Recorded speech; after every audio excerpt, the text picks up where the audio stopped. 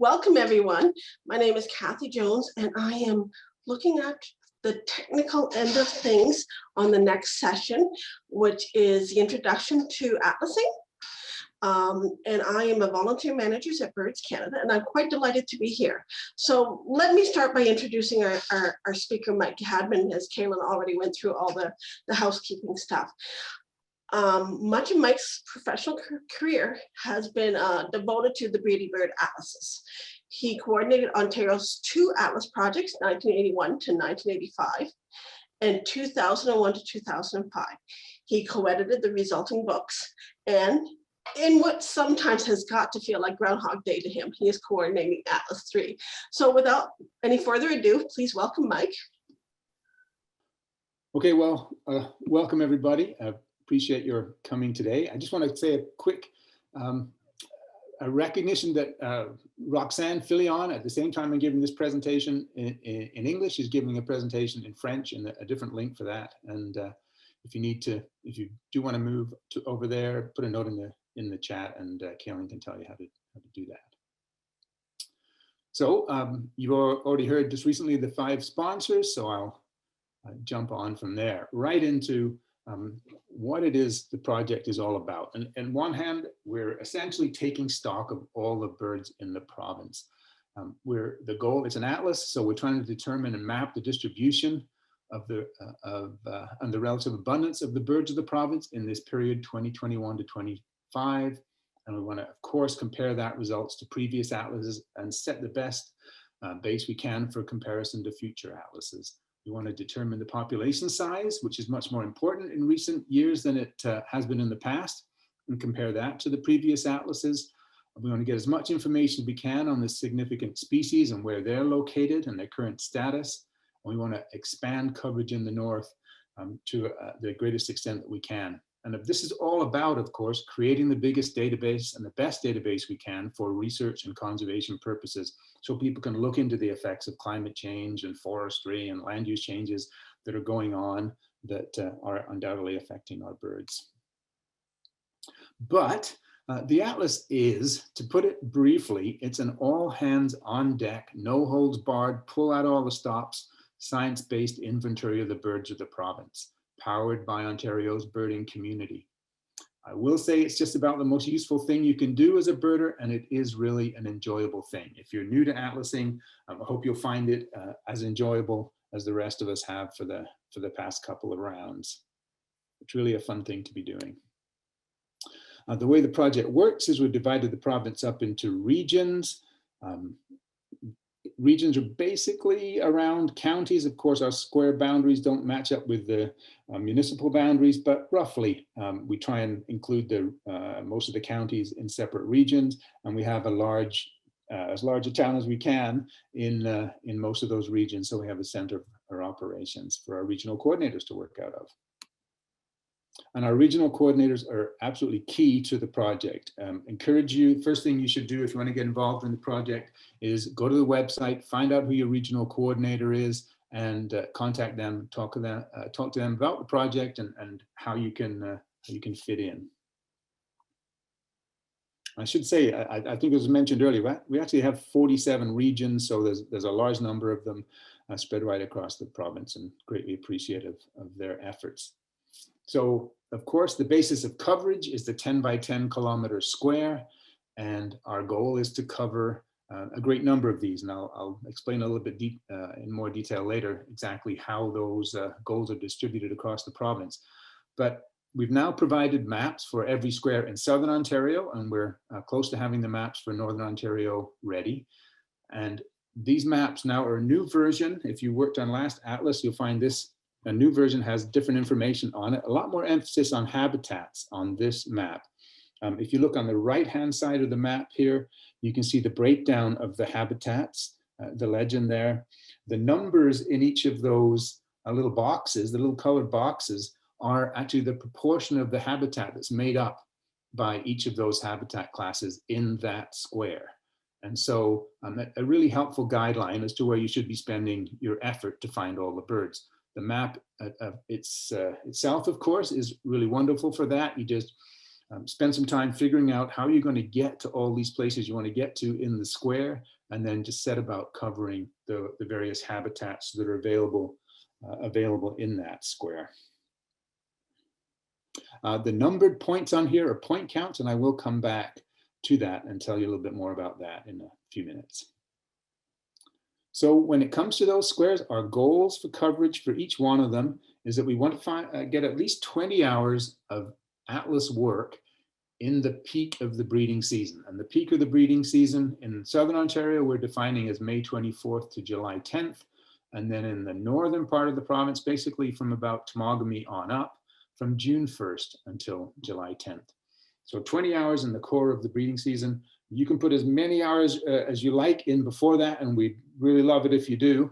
But the core hours are going to be those in that center of the breeding season. And also, we want to get 25 point counts done in those. And again, I'll explain a little bit more about what the point counts are all about. In each of the squares, though, we're also hoping to get special surveys done because a lot of the birds, or certain groups of the birds, are very hard to find during regular atlasing, or less likely to be come upon. Owls, nightjars, and marsh birds are in there, and we will be talking more about that and encouraging people to get out and be doing these special surveys for these birds. There is a session later on today about advanced atlasing, and that will include a session on marsh birds. So this time, when it came to Atlas 2, I should say that we just really collected data on the basis of that 10 by 10 kilometer square. Was the record inside or outside of that 10 by 10 kilometer square?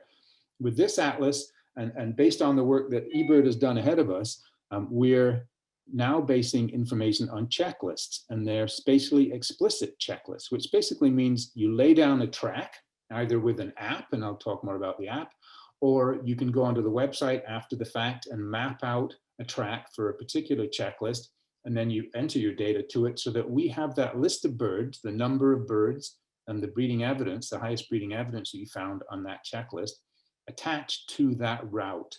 And of course, that's really a major step up on data we've had for previous atlases. That's going to allow us much more to get a better idea of the population of birds and their associations to habitats.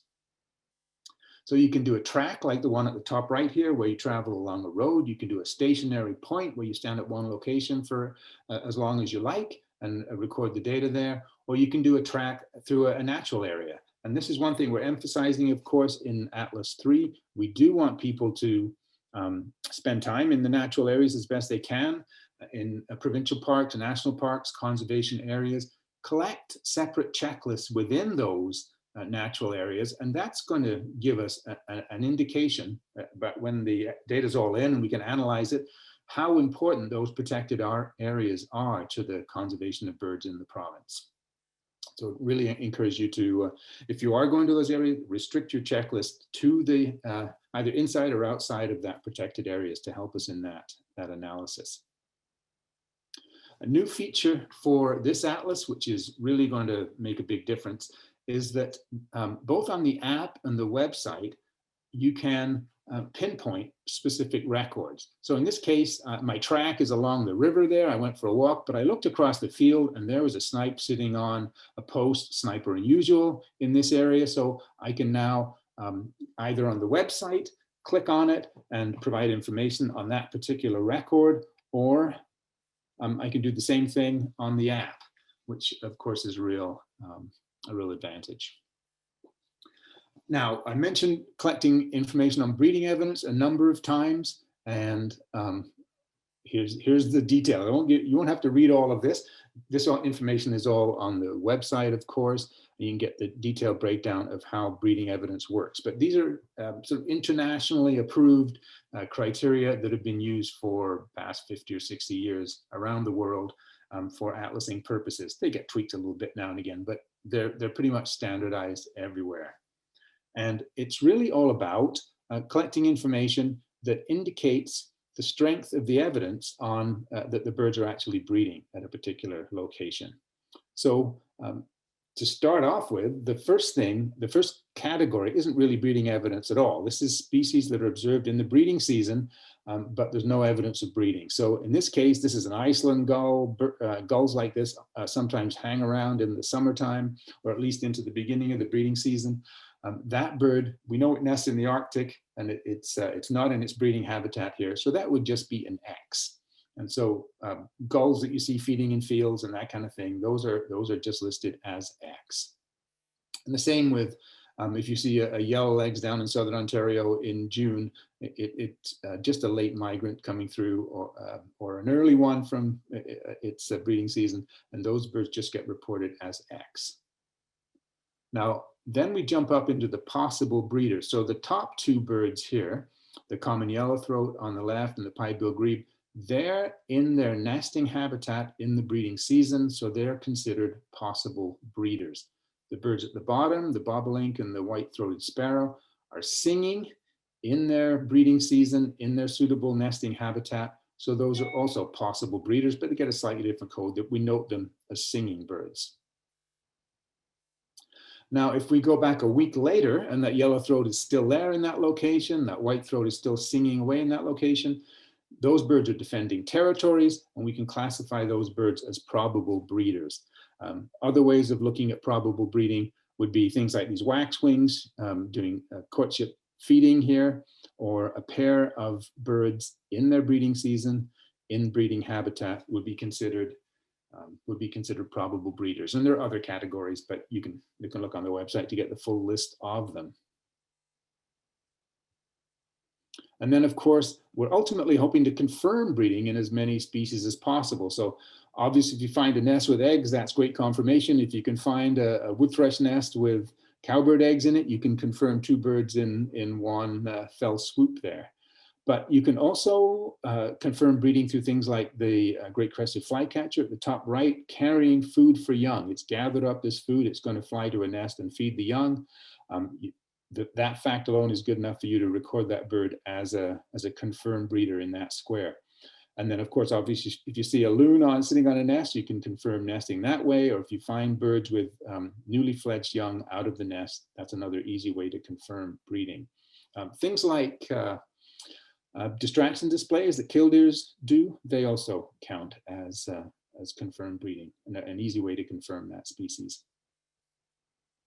So there are three different ways of submitting your data. First one I'll mention here is the app. So Nature Counts from Birds Studies Canada, or Birds Canada, I should say, has developed a new app for atlasing purposes. A new version just got released in the last couple of days. And so what we're recommending, there has been a test version out and some people have been using it. It's had some issues. And so this new version has had a lot of those issues ironed out. And we're encouraging everybody to uninstall their old version and install the new one, and proceed with using it for data collection. If you're not into apps, and not everybody wants to be looking at a phone and entering data on a tiny little phone, you can just enter the data any way that works for you. Record the data, that is, on paper, in a notebook, or a checklist form. You can print a checklist off the data form off the website, and then go to the website and enter the data right on there. You can also enter data from eBird. If you do an eBird checklist, there's a simple way of transferring the data from the eBird checklist into Nature Counts, and more information on that on the website. But it's really a very simple thing to do. I should also mention, while we're talking about eBird, that you can specify that you want your data that you're entering to the atlas from Nature Counts to go into eBird, and it will be automatically transferred as soon as you enter the data into the project. So here's what the app looks like to some extent. On the right side there, you can see on this particular checklist, I went out and found 4 Canada geese. The highest evidence I got of breeding was fledged young, which is confirmation, which is great. And you can see on down the list there. When you're on the app and you want to enter breeding evidence, you just tap on that breeding evidence column next to the bird's name, and up will pop the little keypad on the bottom left there that lists all of those breeding evidences and the likelihood or any issues that there are with those codes for that species. So, you know, if say you have a cowbird, then this will pop up, and the code for carrying food for young, for example, wouldn't be lit up. It would be lit up with a caution saying, you know, cowbirds don't feed young, so you wouldn't be expecting to use that code for that species. And that guide, I think, is really helpful in ensuring that the data that we get is clean and free of those kind of worries. And in the end, with the breeding evidence data, this is what we get. A map like this where we can see the occurrence of the species, which squares it was in, which blocks it was in on the provincial scale at the bottom right there. We do collect data by 10 kilometer squares in the north as well, and it is feasible to look more closely at the squares in the north. I also mentioned on this map that those yellow dots show squares that the species was reported in the second atlas, but not in the first.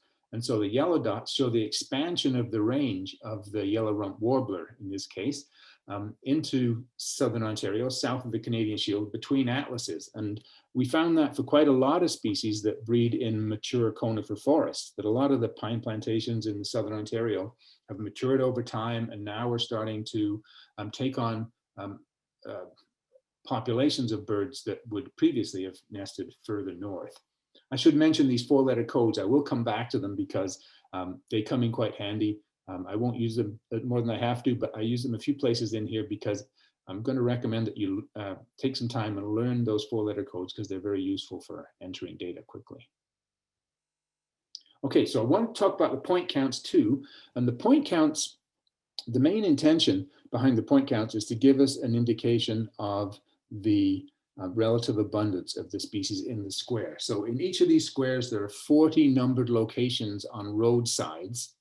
And your goal as the atlaser is to cover at least 20 of those. And I should say that this job, I'll go into more detail about it, but there's 2 types of point counts. One you have to be an expert birder for, and one you don't. So if you know your birds well by sound, you can do regular point counts where you just go out and listen for birds for 5 minutes, record all the birds that you see, and enter that information.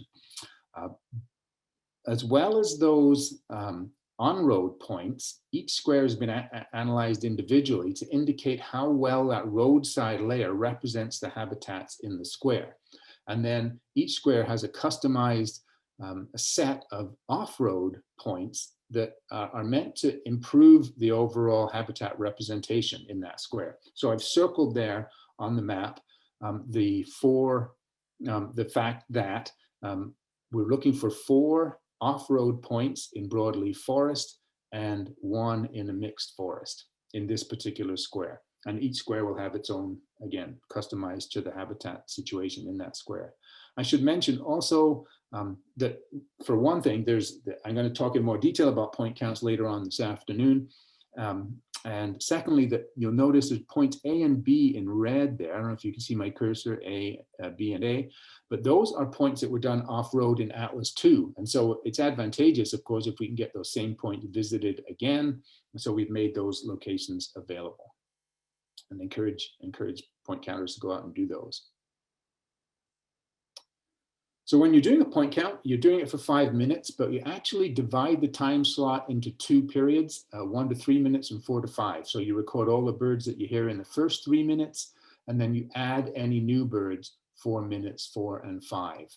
And the idea behind this, of course, is to, one, it gives us an indication of the likelihood that you're detecting birds in that particular point. And secondly, the 3 minutes is the standard length of a breeding bird survey, which is another ongoing survey across the country.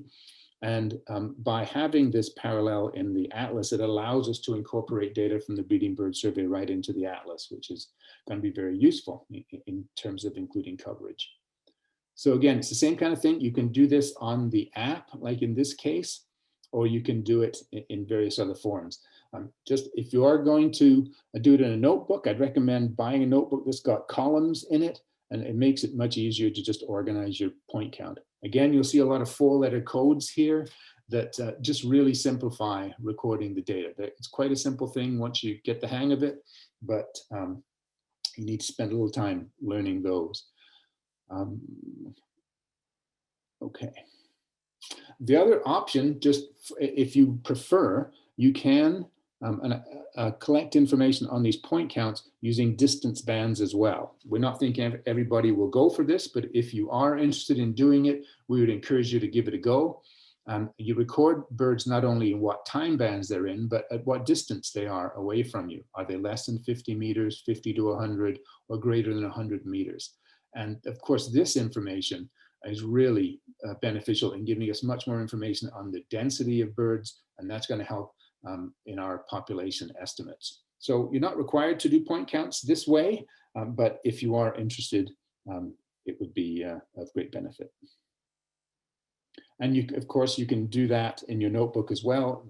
We are setting up the app, so you'll be able to do that on the app. It's not quite ready yet, but the point counts don't start until May 24th, so we have a few weeks to get that organized. Okay, I mentioned those 4-letter codes and would encourage you to have a look at those. They are going to be on the website quite soon, but there's quite a simple set of rules for how you get these 4-letter codes. In the case of a bird that just has one name, so in this case, the anhinga, which you'd be very lucky to find in Ontario, if it's just got one word in its name, you just use the first four letters. If it's got 2 names, like the American redstart, you use the first 2 letters from each of those names. If it's got 3 words, you use the first, and then the first 2. And if it's got 4, you just use the first letter of each of the words in the name. And that way, almost all the birds in the province have a unique code. There's a few that cause a little challenge, but you'll soon trade to what those are. And there are simple rules to get around those for those few species. Now, I mentioned how there's a second kind of point count that you can do. If you don't know birds well enough by song to do a point count, we are encouraging people to do them using these Zoom units. We've purchased a number of these Zoom units, provided them to regional coordinators, and they're going to loan them out to atlasers for point count purposes. I should say we're primarily interested in getting these done in squares where people aren't doing regular point counts. So that's probably going to be largely a little further north in the province, but we would also appreciate getting some of these type of point counts done further south. Again, it's just a matter of setting up the device, and there's instructions on how to set it up, and then heading out into the field, going to those predetermined point count locations, standing there for 5 minutes, pressing play, and it will record all the sounds of all the birds it sees that it hears around. And then that information, when you're done at the end of the day, or when you've got your however many point counts you're going to do completed, you can then go home, download that information to the computer, and it will then go into a system that allows this wild track system that I mentioned on here, that allows experts to actually sit and listen to those recordings and extract the bird data from them. So, and I should, at the bottom, it talks about crowdsourcing. We are going to be encouraging atlasers who can identify birds by song well to actually sit and listen to these recordings. And you can do this in the middle of winter while having a coffee in the comfort of your living room, actually be doing point counts from the Boreal Forest or Algonquin Park or something else like that. And we're going to be setting up a process over the next couple of weeks that you can start to do that and collect that information. So these are the kind of maps that you get from point counts. And as you can see, you can contour and smooth out information to give you the clear indication of the pattern of the numbers of birds. Now here's these 4-letter codes again. Just mention those: the yellow rump warbler, the Blackburnian warbler, which is the BLBW. It's one of the ones that has a conflict with another. It conflicts with the black-polled warbler, the northern rough-winged swallow, and the Wilson snipe. But you can see there just how some of the species are highly different numbers in different parts of the province. And the one that always blows me away is the snipe, reasonably common bird in much of the province. You can see the concentration in eastern Ontario. But then when you look at the Hudson Bay lowlands, you can just see the red all lit up there, that this is a species that's in far greater density up there in the far north than it is down here in the southern part of the province. So point count is going to be an important part of the project, and encourage you to help us out with those. Okay, this atlas is going to not only involve a lot of volunteers, but we also are incorporating what are called autonomous recording units. These are primarily going to be used in the north, and the idea is that they can complement the work that the atlasers are doing in the field. So when it comes to the northern work then, maybe I should say a little bit more about the ARUs when I'm thinking about it. The idea of these is they allow you to, you can strap one to a tree. You can, they have big batteries in them, so you can set them up in the spring or even in the winter, and program them to start recording during the breeding season. And we usually record them for, say, a session in the morning, a session in the evening, and then at night, so we can get the nocturnal species. Go back and pick them up 6 months later and download that data, enter them into that WildTrack system, and people can start listening to those and extracting the information from them. So when it comes to the work in the north, again, if you attend a session on advanced atlasing this afternoon, it'll talk more about this. But our intention, first intention in the north, is to repeat the squares that were done in Atlas 2, or that were well covered, right up to the Hudson Bay coast. And then we're going to be incorporating a lot of effort from professional biologists and ARUs to fill in the gaps between the work that the atlasers are able to do right across the north. And so here's a bit more detail. The squares that have been identified from Atlas 2, you can see the breakdown of how we got into these various squares last time. And we're going to be wanting to repeat all of that work. So if you are interested in work in the north, again, there's more detail on this at this afternoon's session, but we'd very much encourage you to start signing up for this. We can't do this work in 2021 with COVID, but we are hoping to really gear up in 2022 and get caught up and get a lot of these squares done. A lot of the work's done on rivers. So if you're a canoeist, if you're outdoor survival skills and know your northern birds, we would very much encourage you to get involved in some of this, some wonderful adventures to be had. And I mentioned the ARU work and the other sampling that's going to be done by professional biologists right across the province, complementing the Atlas work. This is an initial design on how that whole thing is going to be set up. In this case, based on the ecological regions in the far north. So there's loads of us out there. We want to get as many of you as possible involved this time in as many different ways as we can. There are already a lot of squares assigned to primary or principal atlasers for a square.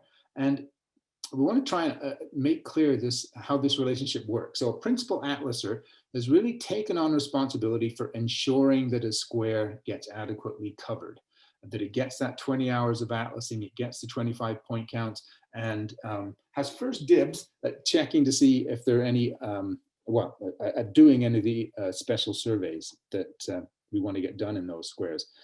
The rest of the folks, which is probably 80% of the atlasers out there, aren't going to be principal atlasers for a particular square, although we would encourage you to take on squares outside your own region if you can see squares that are available. But really, you're not tied to any one particular square, and we want you to be thinking more broadly. You can work in any square.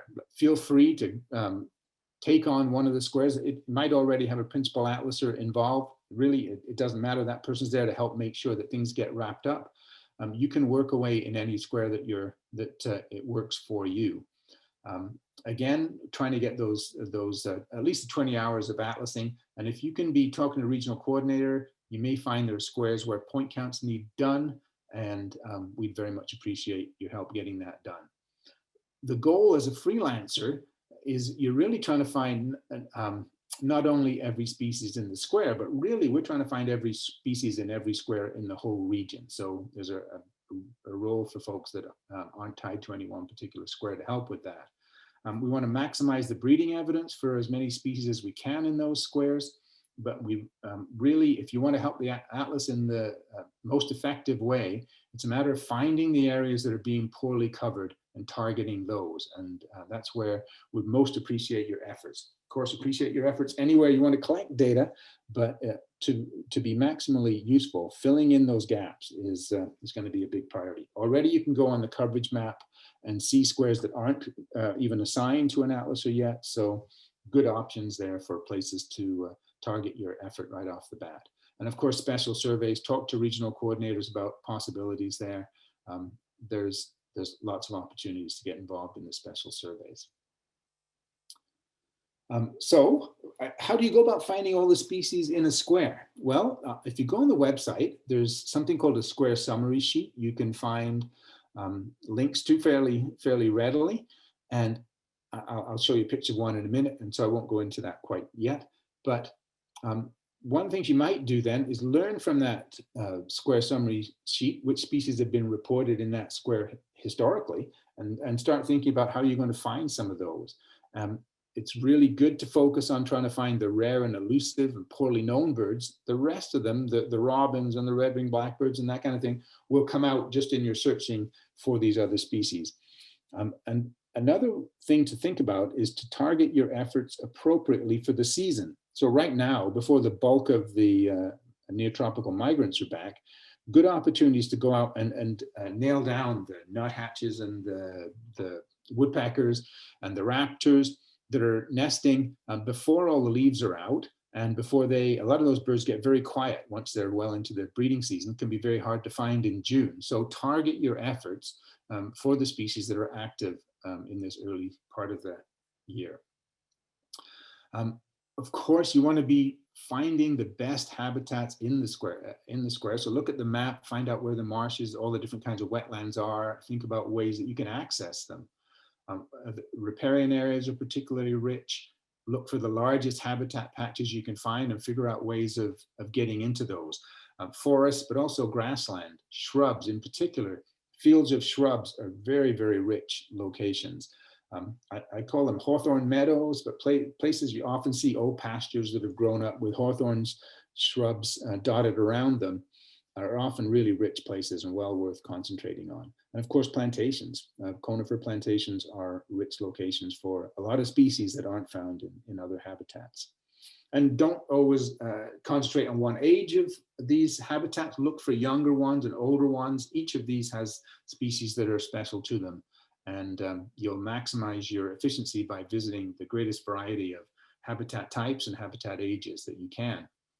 If you go onto eBird, or if you go onto the Atlas website and you look under the tools and resources, you can go and look and find eBird hotspots that are in your square. And those are going to probably be places where people do a lot of birding. So they are going to be rich places you want to make sure get covered. And as I mentioned previously, parks and protected areas are obviously going to be rich and useful places to get to, especially for off-road point counts. If you're looking for spots to do points in the middle of a forest, often the parks are beneficial that way. Look early for trails and areas that you can get to within the square. We have got a landowner letter that's, I don't think it's quite on the website yet, but will be very soon. You can print these off. You can either customize it to yourself off the website or just write in your information yourself. Carry those with you. And then if you get to a site that you'd like to get at, you can see that maybe there's a really nice wetland you'd like to get into, or a forest tract you'd like to visit. Put the landowner letter in the mailbox of the rural landowner, and with your contact info, have them contact you, and if they're interested in having you go on there. And we found in the past that's worked quite successfully to get into some really special areas. And of course, this time of year, before everything is back, is a good time to be working on and refreshing your knowledge of birdsong. We recommend highly Dendroica. Seen here, there's information on this on the website under the Learning Resources tabs, and would really encourage you to be doing everything you can to learn your birds as quickly as possible. It's great this time of year before the great mass of birds come back. Try and nail down what the common local birds are now, so that you're more open to the new ones when they arrive in the next month or two. So here's the square summary sheet. The information, and you see next to the Canada goose there, the FY, that is the fledged young that was reported in that square. That's the highest evidence that was reported in that square in the previous atlas. And the sheet, all of the species listed in here, so you'll notice mute swan and trumpeter swan don't have codes next to them. Those species were reported in this region, in this atlas region, but not in that atlas square. So they're good to give you an idea of which birds are liable to be nesting locally, if not having been found in that particular square last year. And I could say I've already been out to my square a couple of times. I've already got trumpeter swans nesting in my square, which is wonderful to have.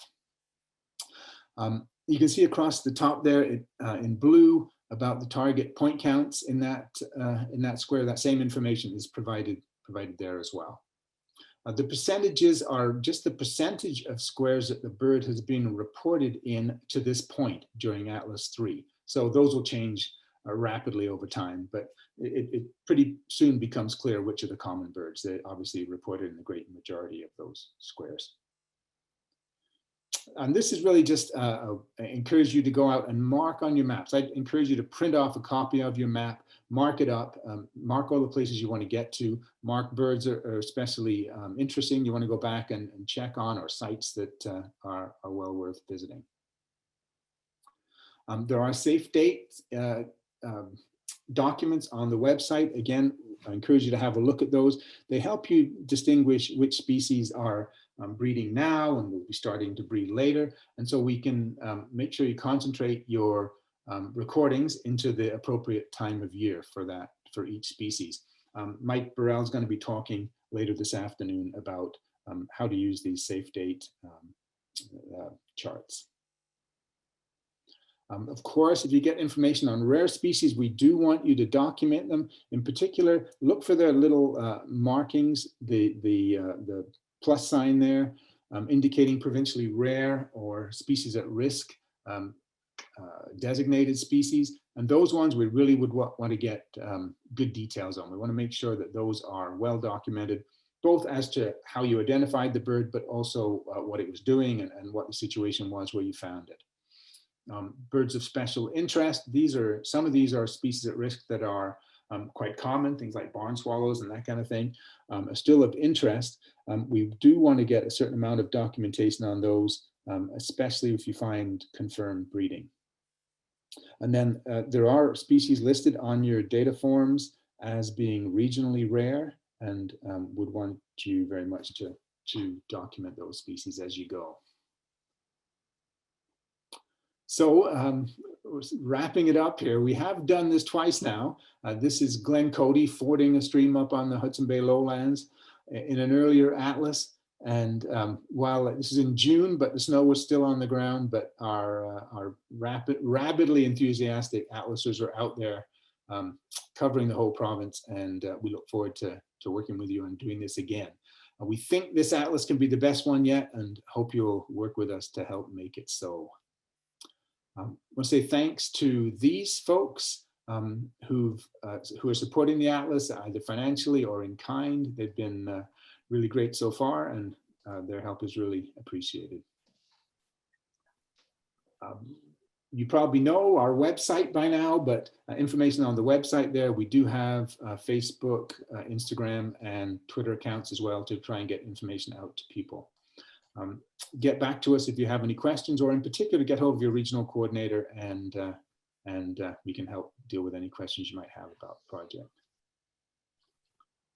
So, Kathy, can I hand things back to you? And absolutely. Thank you so much, Mike. That was great, and we had a lot of interest in the questions, so we will not get to all of them. I apologize in advance for that. I would like to say there wasn't questions about breeding codes and dates. That is the next session, which is at, let me see here, 3 to 3:30. So anybody has questions about that should go to the next session. There was a lot of technical questions, so I'm pushing those aside because Kaylin is doing a presentation tomorrow on the different mechanisms to enter data. So that would be the place to go. Plus there's the appendices online, and Kaylin has a wonderful collection of tutorials and videos that she's put online that you can use as well. But let's just see if we can get some of the questions answered. And there was a lot of them.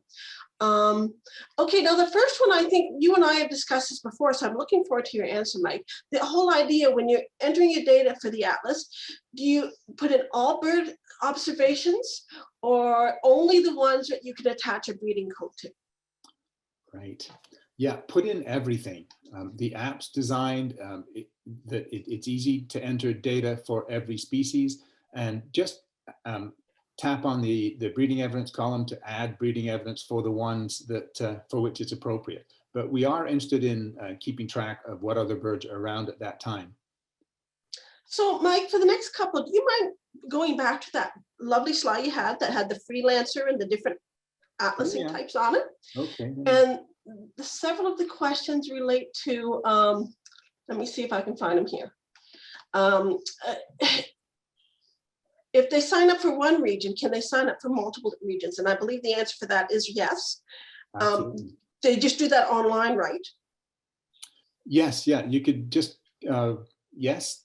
And just really, it's a matter of contacting the regional coordinator and letting them know that you're interested. And if they want to be a primary square atlaser, it's the same thing, correct? They contact the regional coordinator? Yes, absolutely. Okay, on the same token, there's a question about what if is overlap between a freelancer and a primary square atlaser? How is that handled?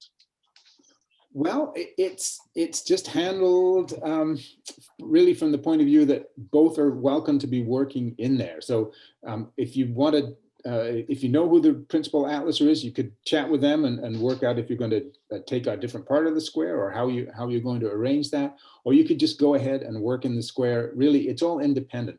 The principal atlaser will just look at what data is being collected and ensure, you know, they were probably going to know the square better than most people, and they'll figure out what's missing and try and fill in those gaps. Cool, cool. Now the next one, we have several with the same pattern. Is it 20 hours per volunteer or 20 hours for the square overall? And related to that, they're wondering how many times they can go back to the same point counts. Like if I recall correctly, you're pretty much trying to get every species. So the whole goal there is when you think you have enough species, you're done. Do I understand that correctly? Yeah. Well, you know, we had to come up with a standard criteria for when we would consider a square adequately covered. And so that was based on actually work from the first atlas and work from the Brits ahead of us. And we worked out that 20 hours by an experienced birder in the peak season is enough to get 75 to 80% of the species that breed in a square. And so we set that as sort of the minimum goal. Now, in reality, in Southern Ontario, in Atlas 2, we got over 50 hours per square that was done in the way of coverage. So the 20 hours, it is sort of a minimum standard, and don't feel by any way in any way constricted by that.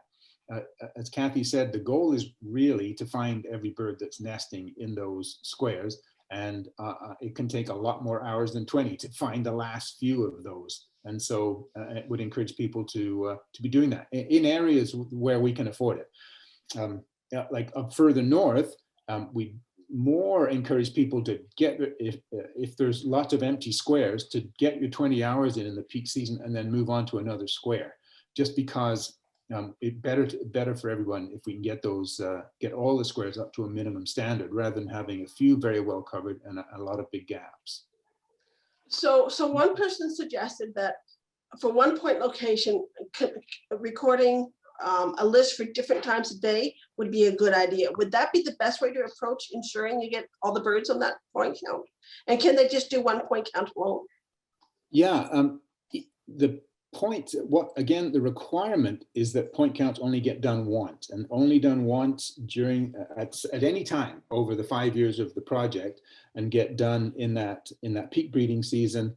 And we're just about to put the point count manual online, you'll get the details on this, but they are done in the early hours of the day. And so, yeah, it's only necessary to do each point once. We've already had people that I noticed on the website the other day, something like 170 point counts have already been done, which is kind of amazing considering we don't have a manual yet or the rules haven't been laid out, but people are dying to get on with them.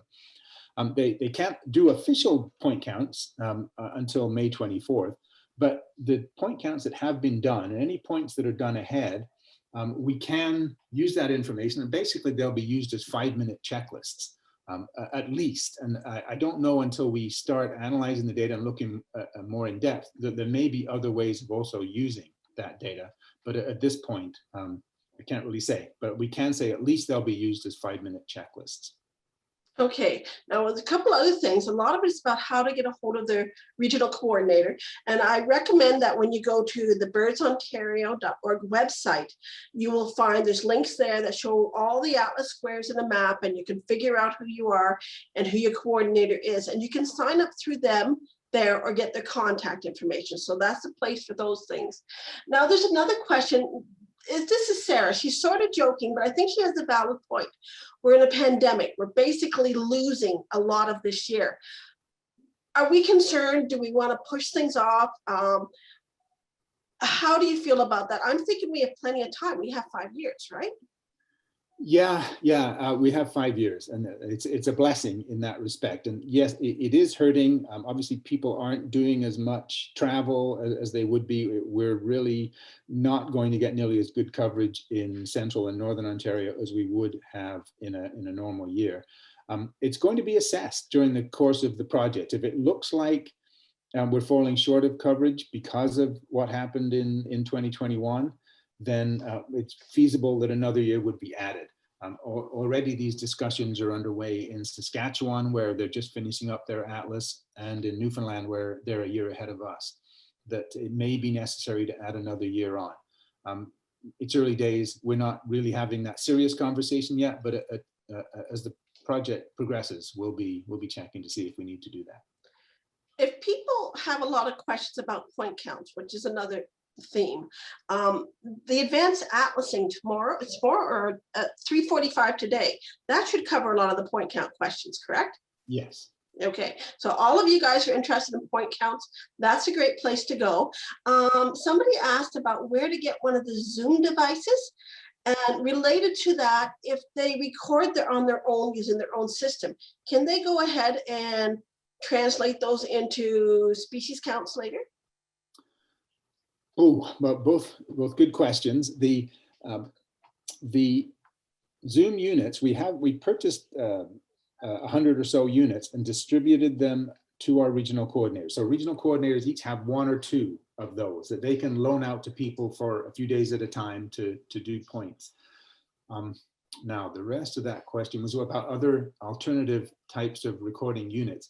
It is feasible to use other types of recording units, and we're in the process of devising some guidelines for those, because there are certain minimum standards that are required in the quality of the device as a recording device. You can't use your cell phone, for example, to record point counts, but other dedicated devices like the Zoom can be used. But again, there's certain specifications, so I wouldn't go out and buy a unit for this purpose until you know more about it. Some people I know are already interested in purchasing their own, and if you're going to purchase one for this purpose, buy a Zoom H2N, but otherwise I'd hold off if you're interested in another one and checking when we have the specifications on the website.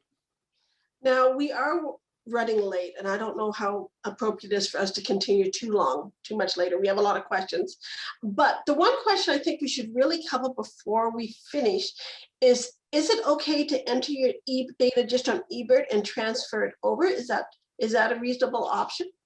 It is. It is. What are the pros and cons to that?